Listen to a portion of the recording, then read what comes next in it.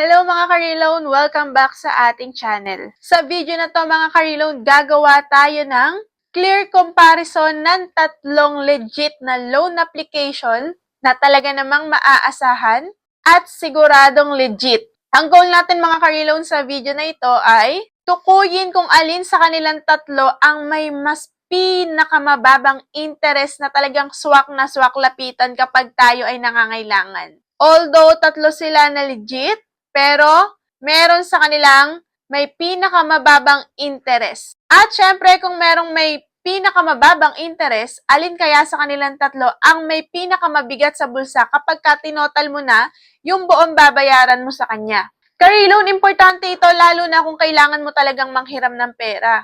Kagaya ko, bago ko mag-confirm sa mga loan na yan, ilan kasi yung loan application ko na naka-install sa akin, tinitingnan ko talaga kung alin yung may pinakamababang interest at kung alin yung mas magagaanan ako sa payment. Kasi minsan, ang tinitingnan lang natin ay magkano yung monthly, di ba? Yun lang yung karaniwan tinitingnan natin. Pero hindi natin napapansin na may ibang application na meron pa mga binabayaran na other fees. Halimbawa, may additional fees, may admin fee, may loan protection fee, o kaya naman may documentary tax o yung pinaka-tax na bawas sa loan amount natin. Minsan, itong mga other fees na to, kapag pinagsama-sama mo, ay medyo malaki rin talaga. Kaya sa video na to mga ka-reloan, hihimay-himayin natin talaga. At kung gusto mong malaman kung saan ka talaga mas makakatipid or mas magiginhawahan kapag ikaw ay nag-loan, tapusin mo ang video na ito. Mag-subscribe ka na rin ka-reloan, pindutin mo na rin ang like button and yung ating notification bell para ma-notify ka tuwing tayo ay mag-upload ng video.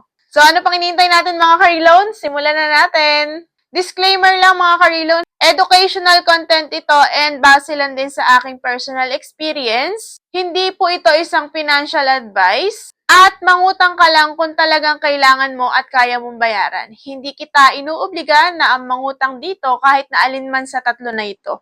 Mga ka-reloan, para fair ang ating comparison, iisa lang ang basihan natin. Etong tatlong loan application na ito ay susubukan nating pag-loanan ng same amount. 5,000 yung amount na ilo-loan natin sa tatlong loan application na to.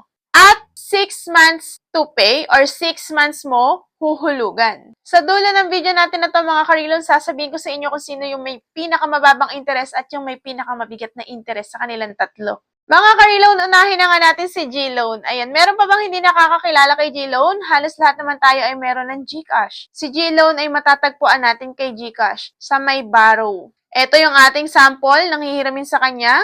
Loan amount, 5,000 pesos. Tenure natin, 6 months. At ang lumabas sa kanyang interest per month ay 3.99%. Monthly installment natin sa 5,000 sa loob ng 6 na buwan ay 1,032.83. Ngayon, totalin natin ka-reloan. Kung 1,032.83 ang babayaran mo kada buwan sa loob ng 6 na buwan, ang total repayment mo ay 6,196. Ibig sabihin mula sa 5,000 na hiniram natin kay G-Loan, ang dagdag na babayaran mo ay around 1,196. Sa madaling salita, hindi siya pinakamahal at hindi rin siya yung pinakamura. Ang maganda mga ka-reloan kay G-Loan ay very accessible siya para sa maraming users. Tsaka ikaw may GCash ka, di ba? Lalo na kung active ka sa paggamit ng GCash mo. Kasi kapag ginagamit natin yung GCash natin, tumataas yung G-score natin. At doon nagbe-base yung mga yan kung magkano yung i-offer nila sa atin. Simple rin tingnan ng process at malinaw yung kanyang monthly amount. Pero mga ka-reloan, sa usapang interest, tandaan natin ito. Ang G-Loan ay 3.99% monthly. At total repayment ay 6,196.98 sa loob ng 6 na buwan kapag 5,000 yung ating hiram. And yung uutangin natin sa kanyang 5,000 ay hindi pa natin yung buong matatanggap kasi meron din siyang service fee. At ang medyo downside lang dito kay G-Loan, halimbawa kagaya ko, nagtry ako ngayon kasi ang offer niya sa aking limit ay 15,000. Pero dahil hindi ko naman tinuloy yung 5,000 na hinihiram ko, kinabukasan pagtingin ko sa kanya ay 4,000 na lang yung offer niya sa akin. Hindi permanente yung offer sa atin dito ni G-Loan. Hindi permanente yung amount na ino-offer niya. Mga ka-reloan, punta naman tayo sa pangalawang legit na loan app na pag-uusapan natin or ikukumpara natin. Isa sa tatlong ikukumpara natin. Ito ang pinaka-interesting sa tatlo kasi sa tatlo na to, dito talaga ako nakaramdam ng medyo ginhawa. Ito yung ating loan details. Loan amount natin, 5,000 pesos. Tenure natin, 6 months, like kay GCash or kay GLoan. At ito yung monthly add-on interest niya. Ka-reloan, tingnan nyo mabuti. 2.95% lang. At yung monthly installment ng 5,000 pesos ay 980.85. So, mas mababa siya kumpara dun sa nauna nating i-review or kay GLoan. Ang nice, di ba? Last payment natin, 980 rin, 0.85. Amount to be received natin ay 4,981. So, meron siyang documentary stamp na kinakaltas pero sobrang liit lang. Kay GLoan kasi hindi ko na-screenshot kung magkano kinaltas niya sa 5,000 pero try ako ng 4,000. Ang processing fee sa GLoan ay 120 pesos. Kaya yung natuloy ko sa kanyang niloan na 4,000 ay bawas siya ng 120 pesos. Kita niyo naman yung documentary stamp lang yung ikakaltas sa loan amount natin dito kay pangalawang OLA. Sino kaya itong pangalawang OLA na to? Or sino kaya itong loan application na to? 18 pesos lang, 18.70 pesos lang yung mababawas sa ating loan amount na 5,000. So, ka-reloan, kung totalin natin yung hulog, ang total lang na may hulog natin sa kanya sa loob ng 6 months ay 5,885. Diba? 885 lang itutubuin niya sa loob ng 6 months. Sobrang bongga. Ibig sabihin mula sa una nating kinumpute kanina, mas higit na mababa ito. At siya nga pala si Marie Credit na matatagpuan naman natin kay Maribank. Kaya kung meron kayong offer dyan kay Maribank, alagaan yung mabuti yan mga ka-reloan dahil talaga namang sobrang ganda ng kanyang pagbibigay ng interest. Kaya, panalo to si Marie Credit. Ang downside lang dito kay Marie Credit, kung kailan ka unang nag-loan, halimbawa ay April 4, ang una mong paglo-loan, sa mga susunod kahit na mag-loan ka ng ibang petsa, pasok pa rin siya ng A4, sabay-sabay pa rin siyang sisingilin doon. At yun lang talaga yung medyo ayaw ko sa kanya kasi lalaki kung madalas kang mag-loan, masyadong malaki yung babayaran mo sa araw na yun kahit hindi naman sila same ng date mo na kinuha. Parang hindi siya flexible, ganun. At saka kahit nakapagbayad ka na, hindi pa rin siya papasok ulit dun sa loan amount na pwede mong hiramin hanggat hindi mo siya napupull payment. Ngayon mga ka-reloan, punta naman tayo sa pangatlong loan application na re-reviewin natin at talaga naman, gamit na gamit ko rin to. Siya kaya ang magwawagi. Loan amount natin, 5,000 pesos. Tenure natin, 6 months. Monthly interest niya, 4.95% mga ka-reloan. So, sa tatlo na to, siya yung may pinakamabigat na interest sa loob ng 6 months. At meron pa siyang admin fee na 1%.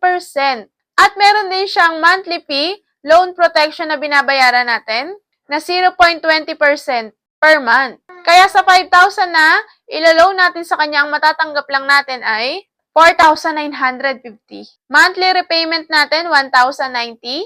Kaya kapag pinagsama-sama mo itong monthly repayment natin, ang magiging total na babayaran natin sa kanya ay 6,544.22 pesos. So, kumpara sa principal amount na 5,000 pesos na niloan mo, ang total excess na babayaran mo ay 1,544.94. At dahil meron ngang 50 pesos na admin fee, bawas agad yun sa release. Ang actual na matatanggap mo lang ay 4,950. Pero sa admin fee at service fee ng GCash, kanina 120 yun, dito naman ay 50 lang. So, mas maliit pa nga niloan natin dun, di ba? 4,000, dito 5,000. Ayun naman, mas maliit naman yung bayad sa admin fee dito kay S-Loan kumpara kay GCash. Pero kay Maribank, wala siyang admin fee, wala siyang processing fee. At ito nga palang huling ikinumpara natin ay si S-Loan, mga ka-reloan. Siya naman ay makikita natin kay Shopee. Sa mga Shopee user dyan, ayan, baka meron kayong S-Loan. Ibig sabihin mga ka-reloan, sa tatlo na ikinumpara natin na online lending application at lahat naman sila ay legal, dito makikita na hindi sapat na yung interest rate lang yung dapat mong tingnan kapag ka ikaw ay maglo-loan. Dapat titingnan mo rin ang admin fee, protection fee, amount actually received, at total repayment. Kapag lahat yan tiningnan mo at tinotal mo, pinagsama-sama mo, diyan mo makikita kung saan ka talaga makakatipid. Kasi minsan nakala mo okay ka dun sa monthly niya, pero kapag tinotal mo naman pala lahat, ay mas mapapamahal ka pala. Mga ka-reloan, ngayon i-rank na natin sila. Para sa 5,000, loan over 6 months, ito ang lumabas na sample. Ang may pinakamababang interest ay si Marie Credit na may 2.99% lang monthly. At ang sumunod na mas mababa ay si G-Loan na meron lamang 3.99% monthly. At yung pangatlo ay yung may pinakamabigat na interest ay si S-Loan kasi inabot siya ng 4.95% monthly. So mga ka-reloan, malinaw nating nasagot kung sino ang may pinakamababang interest at kung sino yung may pinakamataas na interest sa tatlong loan application na ito. Mga ka-reloan, bago tayo magtapos, paalala lang sa lahat, hindi ibig sabihin na pare-pareho ang offer sa tao. Pwedeng iba yung rate mo. Pwedeng mas mataas, pwede rin namang mas mababa. Depende rin iba yung fees, depende sa app, account history, credit score, at promo period. Kaya mga ka-reloan, ang tamang gawin bago umutang ay ito. Una, tingnan ang monthly interest rate. Pangalawa, tingnan ang total repayment. Pangatlo, tingnan ang actual na amount na matatanggap mo. At pang-apat, basahin ang lahat ng fees bago ka mag-confirm. Kasi mga ka-reloan, hindi lang ma-approve ang goal natin dito. Ang goal natin ay makapili kung alin yung mas hindi masakit sa bulsa at kung saan tayo magiginhawahan. Kaya mga ka-reloan, kung nakatulong sa iyo ang video na ito, paki-like, share, at subscribe na rin sa ating channel. At comment kayo sa baba kung gusto nyo pa ng maraming loan comparison, cash advance review, o utang tips na madaling maintindihan o kaya naman ay mga loan application review. Yun lang mga ka-reloan, maraming salamat sa inyong panonood. Sana ay makaahon na tayong lahat sa ating pagkakautang. God bless you all and iwasan po natin ang tapal-tapal system para hindi tayo malubog. Yun lang and maraming salamat. Sa unang magko-comment sa video natin na to ay makakatanggap ng 50 pesos sa kanyang Cash G. Mag-PM lamang kayo sa aking page. Yun lamang, maraming salamat.